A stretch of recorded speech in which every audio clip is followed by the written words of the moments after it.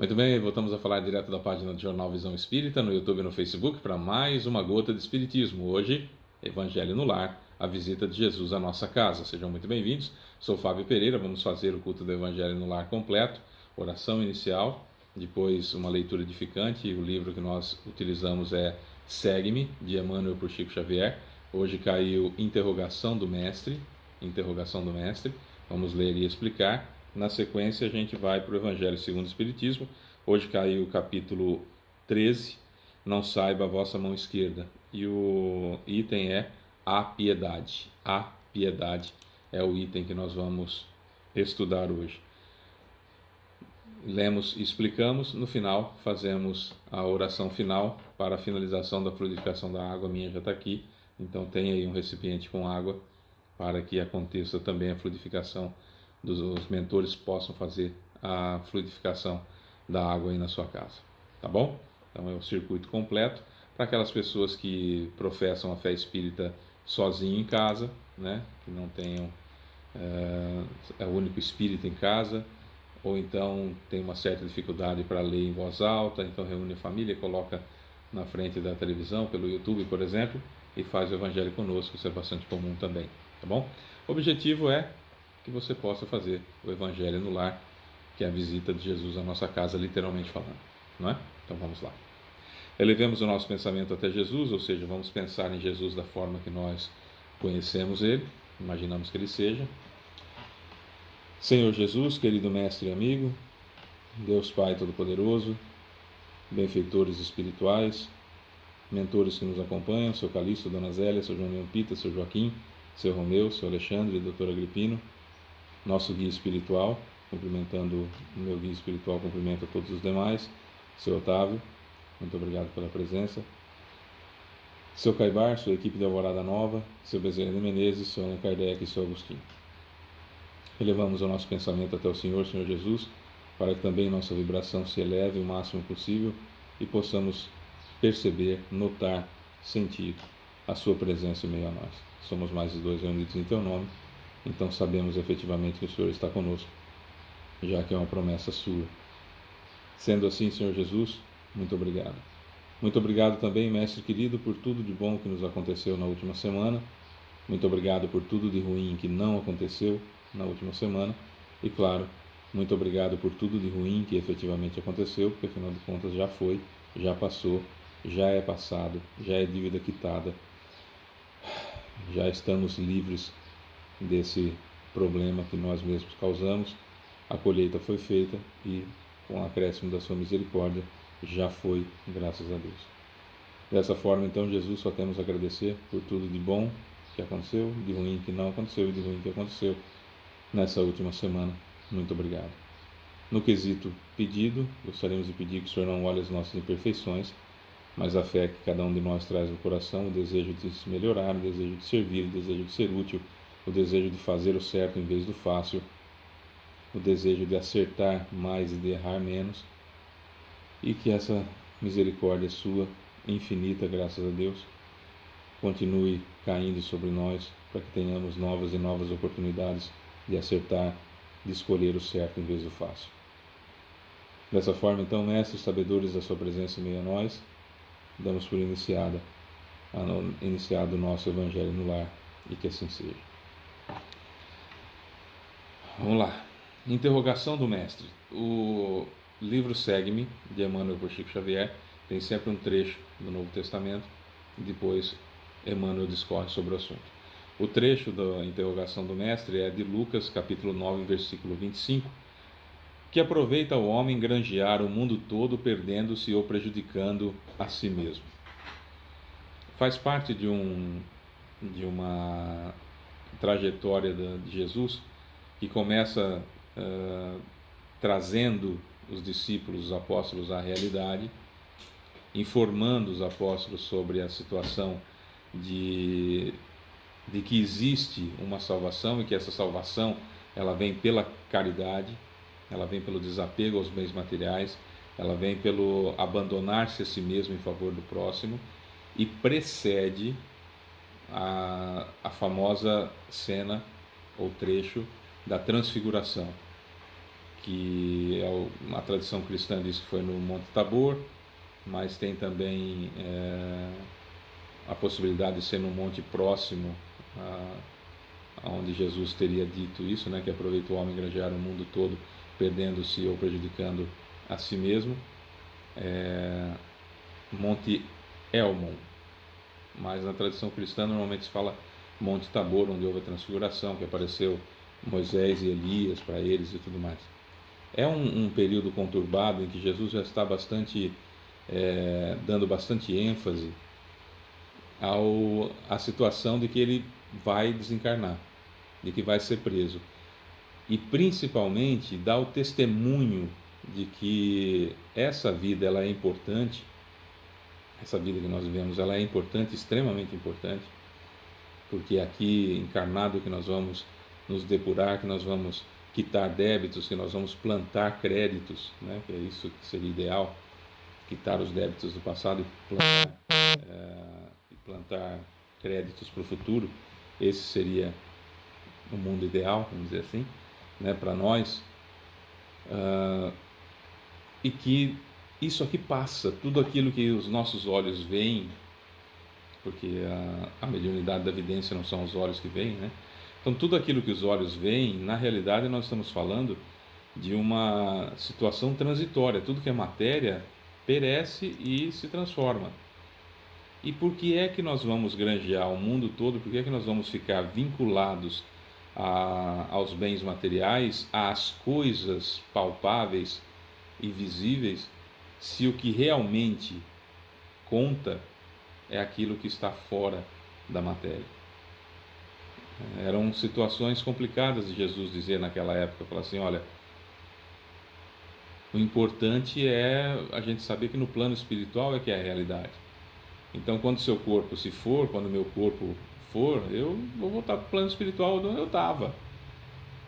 São as perguntas de onde eu vim, o que estou fazendo aqui, para onde vou, respondida por Jesus assim muitas vezes, mas de forma sempre por parábola, sempre de forma alegórica, porque se hoje já é difícil a gente falar para a grande maioria das pessoas que a morte não existe, que o sujeito continua vivo, que na realidade é o corpo que fica aqui e que a gente volta para o plano espiritual de onde nós viemos, se é tão difícil explicar isso hoje para as pessoas, imagina há 2000 anos, na época de Jesus. É complicado. Se ele já falava, ele dando sinais e mostrando os milagres que ele fazia, como por exemplo, não são milagres, né? A gente já explicou isso em outros evangelhos no lar, mas enfim, aqueles prodígios que ele realizava pela lei natural, enfim, mas que na época eram conhecidos como prodígios, e as pessoas ainda crucificaram-no.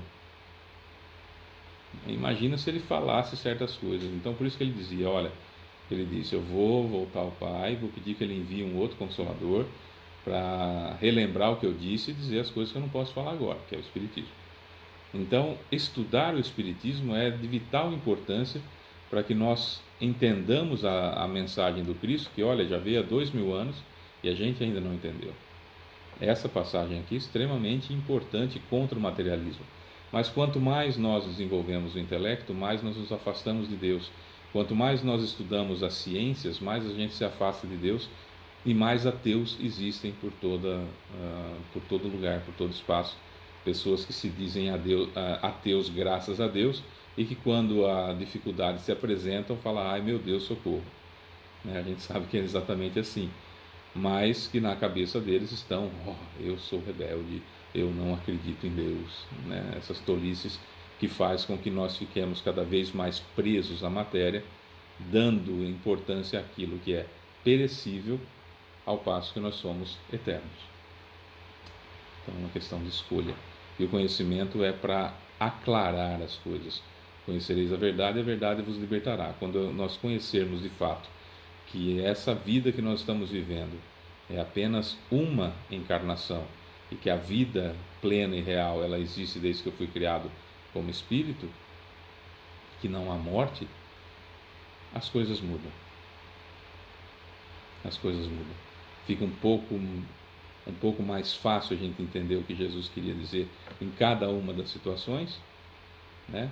Que adianta eu perder a mim mesmo e ficar numa situação grave, no umbral, e depois outras encarnações depurativas duríssimas, ou como diz Kaibar Schutel, encarnações alternativas, graves, difíceis,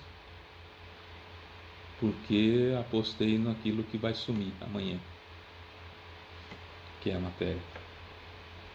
É muito triste a gente imaginar, por exemplo, a situação da pessoa que não sabe que existe a vida após a morte, não sabe que existe o plano espiritual, que ainda não teve contato com isso, e essas pessoas imaginarem, né, que daqui 150 anos nem ela, nem ninguém que ela conhece estará aqui.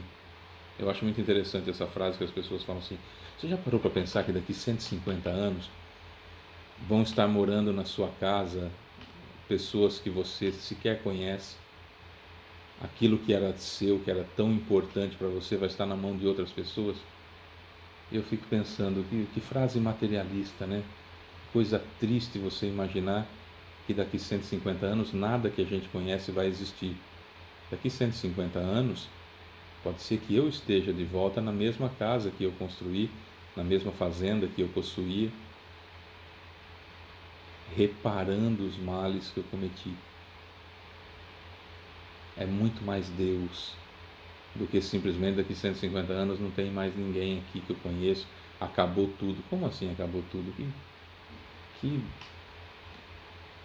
Deus estranho, que Deus ainda visto lá na tradição judaica cristã do Velho Testamento, um Deus vingativo, um Deus nepotista, um Deus,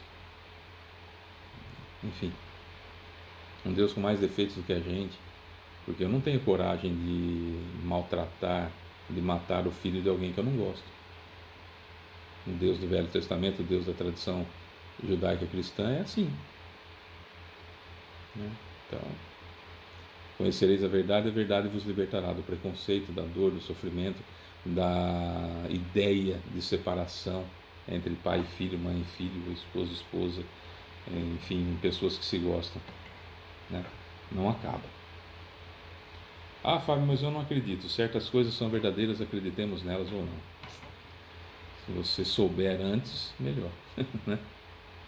Emmanuel diz o seguinte: em verdade, com a força associada à inteligência, pode o homem terrestre revolver o solo planetário, sugar os benefícios da Terra, incentivar interesses personalistas, erguer arranha-céus nas cidades maravilhosas, construir palácios para o ninho doméstico, elevar-se ao firmamento em máquinas possantes, consultar os abismos do mar, atravessar oceanos em navios velozes, estender utilidades no plano da civilização, criar paraísos de fantasias para os sentidos corporais, não é?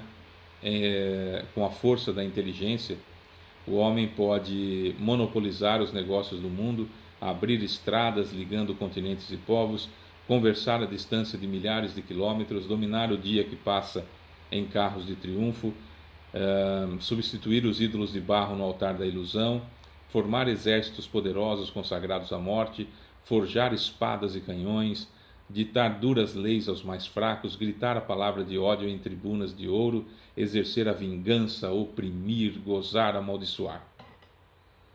Isso tudo nós, seres humanos, podemos fazer. Em verdade, o homem, usufrutuário da terra e depositário da confiança de Deus, pode fazer tudo isso, contudo, que lhe aproveitará tamanha exaltação se distraído de si mesmo, se vale das glórias da inteligência para precipitar-se nos despenhadeiros da treva e da morte. Pergunta eterna para a gente responder. Nunca eu acho que teremos uma resposta definitiva para essa pergunta. O homem, usufrutuário da terra e depositário da confiança de Deus, pode fazer tudo isso que a gente falou. Contudo, que lhe aproveitará tamanha exaltação se distraído de si mesmo se vale das glórias da inteligência para precipitar-se nos despenhadeiros da treva e da morte. Quando eu chego no plano espiritual, não tem um tribunal, Não tem um tribunal. Não tem lá advogado de defesa, alguém que me acusa, o acusador, e Deus como um juiz decidindo se eu vou para o céu ou para o inferno. Isso não existe, não é? Purgatório muito menos. Aí até o Papa anterior a esse que está aí da Igreja Católica já disse aos católicos: não existe purgatório. Eles continuam, muitos deles, acreditando em purgatório, apesar do representante máximo da religião deles dizer que não. Mas enfim, como que muda a cabeça das pessoas? Só a pessoa querendo, né? De dentro para fora, nunca de fora para dentro. Quando a gente chega no plano espiritual, não tem esse tribunal, que seria ruim para nós. Mas o problema maior de todos é o tribunal da nossa própria consciência. Esse é grave, porque ali não dá para eu disfarçar. Eu fico enrolando, eu fico preso ao não arrependimento. Eu fico preso. É por isso que a gente não evolui. Nós temos 5 passos: o erro, que inevitavelmente acontece, o arrependimento, a expiação, a prova e a reparação. O problema é sair daqui do erro para o arrependimento, que a gente não sai. A gente continua achando que a gente tem razão, a gente continua dando a desculpa de que alguém no nosso lugar teria feito a mesma coisa. A gente continua naquela situação de que, poxa, mas também, né? Sabe aquelas desculpinhas que a gente dá? Não, mas Jesus fala isso porque ele era Jesus. E essa condescendência conosco mesmo é muito complicado. É muito complicado, porque nós temos uma síndrome da autoimportância exacerbada, que faz com que nós nos julguemos melhores do que nós somos e maiores do que o outro, sendo que Jesus disse que aquele que quiser ser maior, sirva, porque esse sim vai ser maior. Mas a gente não quer isso, a gente quer ser servido e quer todos aos nossos pés. Essa exaltação do ego, que está tão em moda no século XXI, é o que vai precipitar-nos numa dificuldade muito grande, porque eu preciso evoluir, eu tenho que evoluir. Sem arrependimento eu não evoluo. O ministério de Jesus o tempo todo falava: arrependei-vos, arrependei-vos, porque é chegado o reino dos céus. Arrependei-vos, arrependei-vos, porque é chegado o reino dos céus. É o tempo todo falando isso. Arrepender é a grande sacada, é a grande jogada, é a grande tacada, é a grande forma de nós nos encontrarmos. Arrependimento sincero, porque veja bem, se você comete um erro, se eu cometo um erro, se nós cometemos um erro com alguém que a gente gosta e a gente percebe, descobre imediatamente que a gente cometeu um grande erro, a gente se arrepende. Não estou falando de remorso, tá? Porque o remorso é uma coisa egoísta minha. Estou falando de arrependimento. A gente fala: nossa, como é que eu pude fazer isso com aquela pessoa?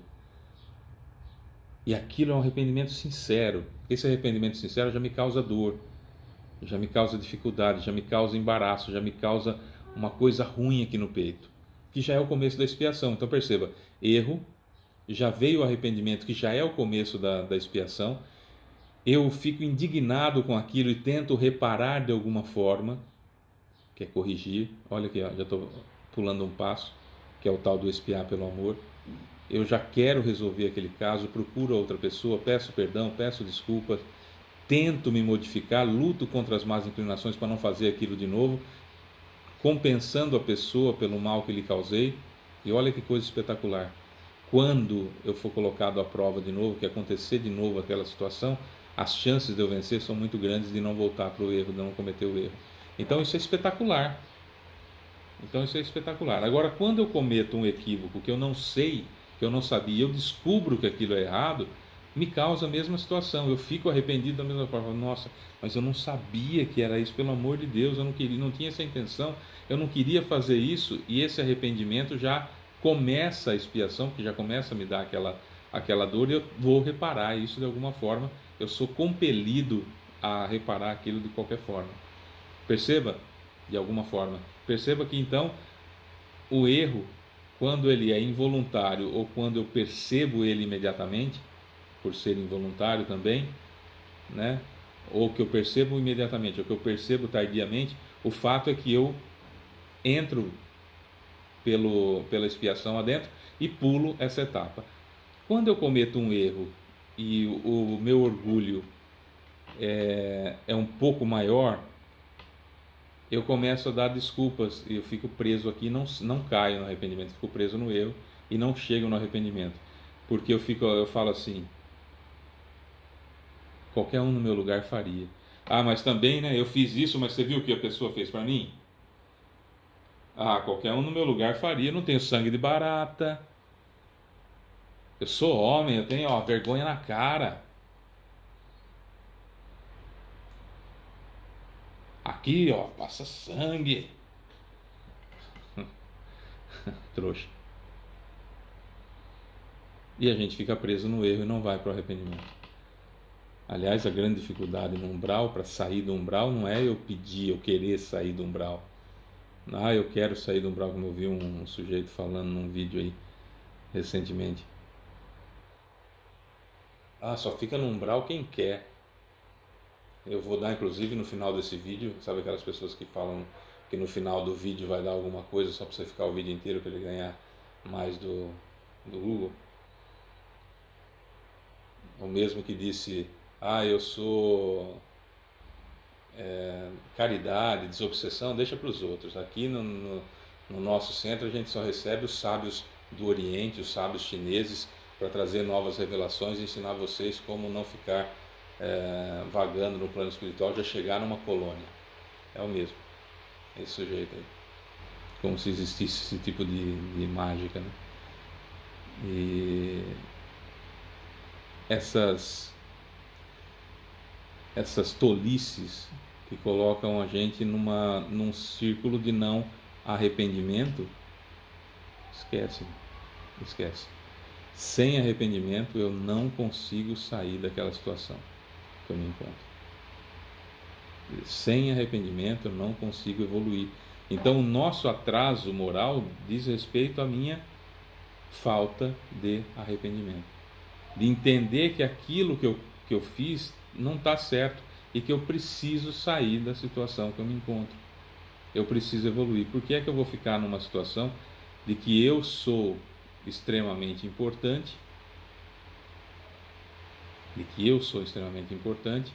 e por isso não merecia ter passado por aquilo? Olha, eu estou até achando que Deus foi injusto comigo, olha que barbaridade. E o umbral está cheio de pessoas que estão com dificuldades, portanto, como eu dizia, de se arrepender. Não é só o fato de querer sair, de pedir ajuda. Ah, eu decidi que eu não quero ficar aqui no umbral. Diz respeito a como está o seu perispírito, como estão os seus resquícios mentais. E esses resquícios mentais são aquela situação que você acha que está injustiçado, por exemplo. Que não era para você estar no umbral. Porque afinal de contas qualquer um no seu lugar teria feito aquilo que você fez. Ah, mas era a convenção da sociedade. Ah, mas eu tinha que fazer isso, é porque todo mundo estava fazendo. Sabe essas desculpinhas que a gente dá? É isso que cria resquícios mentais. É isso que faz com que eu demore para entender aquilo que está acontecendo comigo. E a vida, enquanto eu estiver encarnado ou nas próximas encarnações, vai me ensinar reiteradas vezes aquela lição que eu não aprendi. Quando eu aprendo uma lição, a vida não me ensina mais aquilo. Então, se está se repetindo na sua vida, estão se repetindo na sua vida várias situações, sempre de tempos em tempos acontece alguma coisa com você desagradável, que já aconteceu outras vezes e continua acontecendo, então presta atenção, porque a vida está tentando te ensinar e você não está aprendendo. Está faltando, no mínimo, esse é o primeiro passo, arrependimento. Então dar importância àquilo que os olhos veem maior do que aquilo que os olhos não veem e que é a realidade dos fatos, que é o plano espiritual, fatalmente vai aprisionar você, vai fazer com que você perca-se a si mesmo, vai aprisionar você numa situação difícil. Foi Jesus que falou. Eu sempre brincava no centro que eu dizia assim, você não concorda com o que Jesus falou? Vai falar com ele diretamente, eu só estou contando. Eu só estou contando o que ele disse. No Evangelho segundo o Espiritismo, no capítulo 13, não saiba a vossa mão esquerda, tem um item piedade. E esse item piedade é assinado por Miguel em Bordeaux, 1862. E o texto é muito explicativo e diz o seguinte: a piedade é a virtude que mais vos aproxima dos anjos, é a irmã da caridade que vos conduz a Deus. Ah, deixai que o vosso coração se estremeça ante o espetáculo das misérias e dos sofrimentos dos vossos semelhantes. Vossas lágrimas são um bálsamo que lhes derramais nas feridas, e quando por bondosa simpatia chegais a lhes proporcionar a esperança e a resignação, que encanto experimentais! Tem um certo amargor, é certo, esse encanto, porque nasce ao lado da desgraça, mas, não tendo o sabor acre dos gozos mundanos, também não traz as pungentes decepções do vazio que esses, os bens mundanos, deixam após si.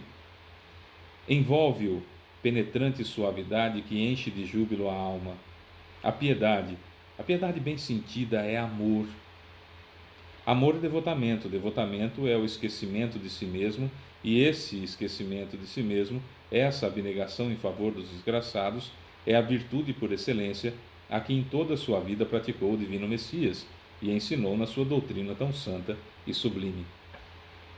Jesus o tempo todo estava preocupado com o reino, chamado reino dos céus, o plano espiritual da verdadeira vida. O tempo todo. E curava as pessoas por pura piedade, porque não era esse o objetivo, como do Espiritismo também não é curar corpos, né? Mas modificar almas de dentro para fora, ou seja, pelo objetivo da própria pessoa, pelo intento da própria pessoa, pelo desejo da própria pessoa, não é? O Espiritismo não salva ninguém, te dá ferramentas para que você, a partir disso, ame, tenha piedade, seja caridoso, não é? Quando essa doutrina, a doutrina da piedade, for restabelecida na sua pureza primitiva, quando todos os povos se lhe submeterem, ela tornará feliz a terra, fazendo que reinem aí a concórdia, a paz e o amor.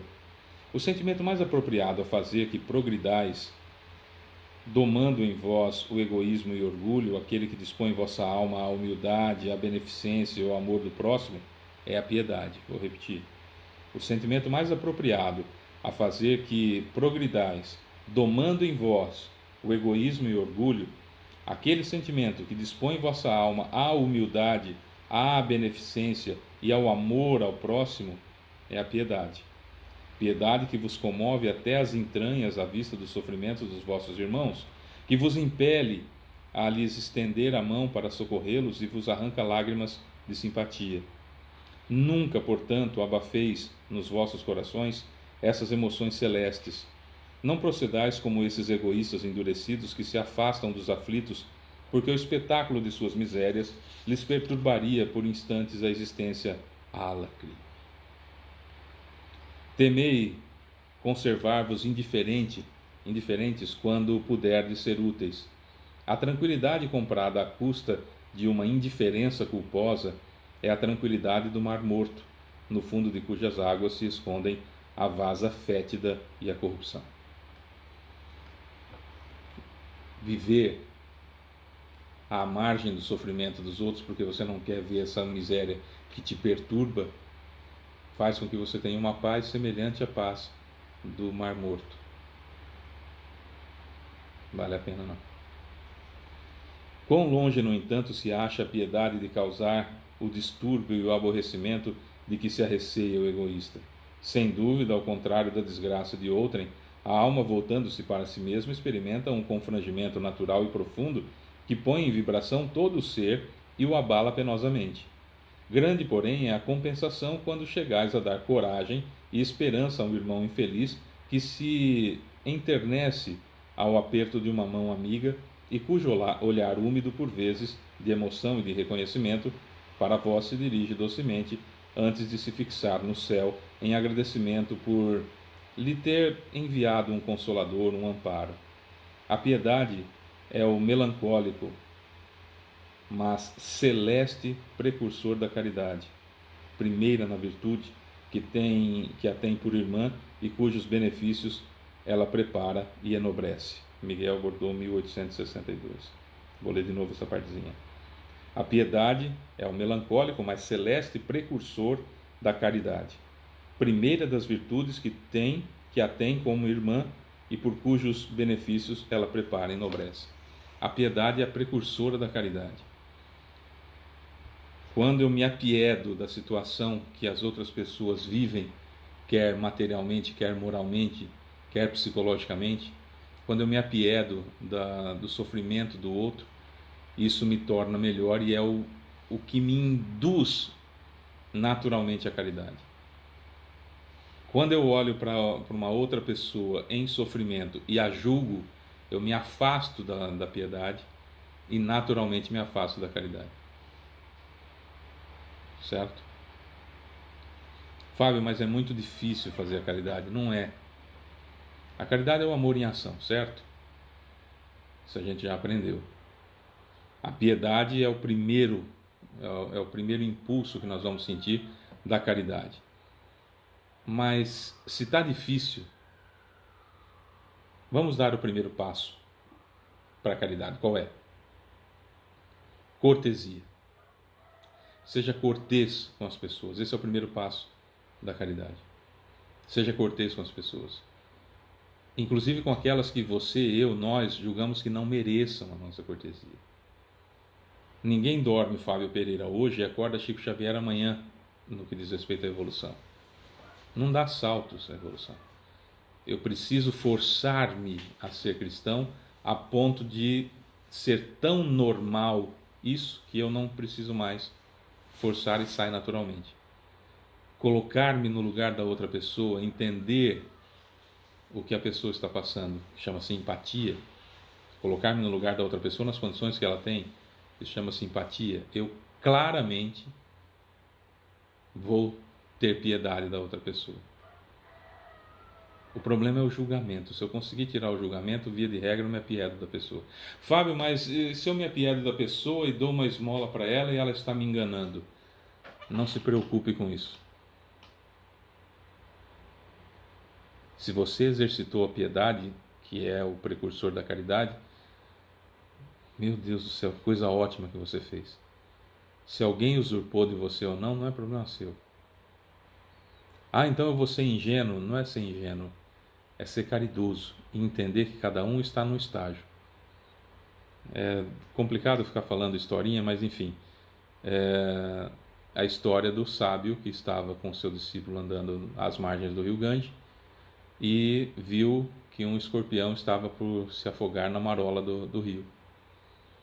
E ele vai lá, pega o escorpião com a mão e leva até as pedras. Quando ele vai baixar a mão, o escorpião se assusta e ferrou a mão dele. E é uma dor gigantesca. E o discípulo que estava olhando o sábio fala: até eu sabia disso, será que ele não sabia que o escorpião ia fazer isso? Passado algum tempo, depois daquelas dores e tudo, passado algum tempo, a cena se repete. E o discípulo fica incomodado, fala: não é possível que ele não aprendeu a lição, né? Que é mestre, eu estou seguindo ele, não é possível que ele não aprendeu a lição e vai pegar o escorpião de novo. E ele foi, e pegou o escorpião de novo e levou e foi ferroado outra vez. O discípulo não aguentou, falou: ô mestre, até eu sabia que isso ia acontecer. Ele falou: eu também sabia.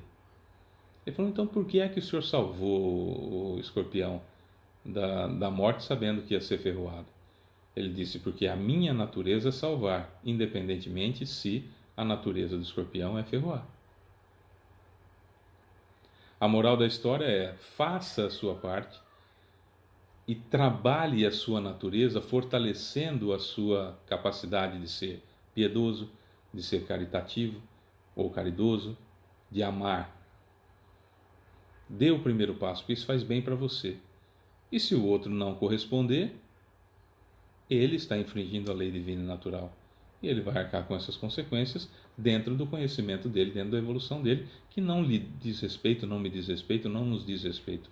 É algo entre ele mesmo e o Criador. Certo? Como nós precisamos da mesma situação. Que as pessoas respeitem o nosso estado. Que a gente quer ver os nossos direitos respeitados, mas não gosta muito de respeitar o direito do outro, né? Via de regra a gente faz isso. Então vamos lá. Qual é o primeiro passo da caridade? A cortesia. Caridade que é o amor em ação, né? É a cortesia. A piedade vai fazer com que eu exercite essa caridade naturalmente, depois que eu já me forcei a ser gentil com outras, ser cortês com outras pessoas. Para eu amar alguém, Para eu demonstrar o meu amor, eu tenho que ser gentil. A gentileza é o primeiro passo do amor. E às vezes você faz uma gentileza para outra pessoa naturalmente. Ah, mas a pessoa não aceitou a minha gentileza. Ué, você está sendo gentil porque você está amando. Ou você está sendo gentil porque você quer obrigar outra pessoa a aceitar a gentileza? Percebe que é dar sem esperar? É esse o ponto. 3 passos simples, portanto, vamos revivê-los, reanimá-los, reavivá-los, relembrá-los. Cortesia é o primeiro passo da caridade. Gentileza é o primeiro passo do amor. Não revidar é o primeiro passo do perdão. Não é tão difícil.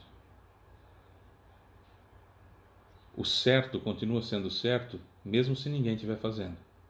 E o errado continua sendo errado, mesmo se todo mundo estiver fazendo. Então faça você o que você quer. E eu tenho certeza que você quer, que você não quer, melhor dizendo, eu sei que você não quer perder a si mesmo. Eu sei que você não quer sofrer mais. Eu sei que você quer que as suas dores desapareçam. Faça isso aos outros, que é a única forma de ser feliz. Aliás, a fórmula da felicidade é isso, é essa, né?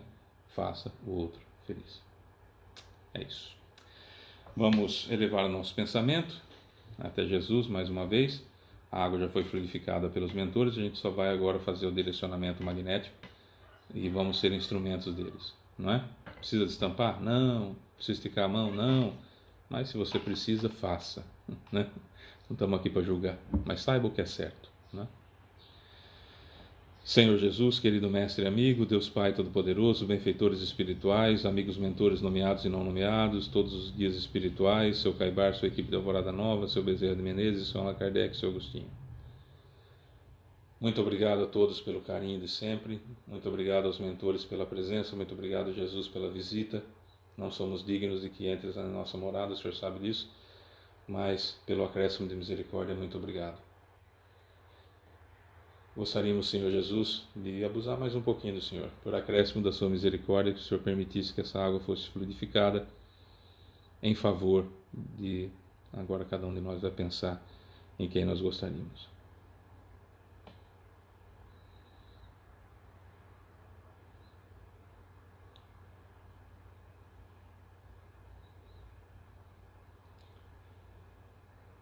É isso, Senhor. Muito obrigado, muito obrigado, muito obrigado, muito obrigado pelo acréscimo de misericórdia, mais acréscimo, mais acréscimo, mais acréscimo que o Senhor tem nos dado e as oportunidades de aprender aquilo que o Senhor já ensinou há 2000 anos e que nós ainda estamos um pouco relutantes em aprender. Mas obrigado por essa paciência, muito obrigado por essa piedade, muito obrigado pelos ensinamentos e muito obrigado por nos mostrar de uma forma tão linda, tão bonita, tão verdadeira, que estamos apenas de passagem rumo à evolução, rumo à perfeição que o Senhor tem. Obrigado, obrigado e obrigado. E que assim seja. É isso, meus amores. Beijo até quarta que vem. Tchau.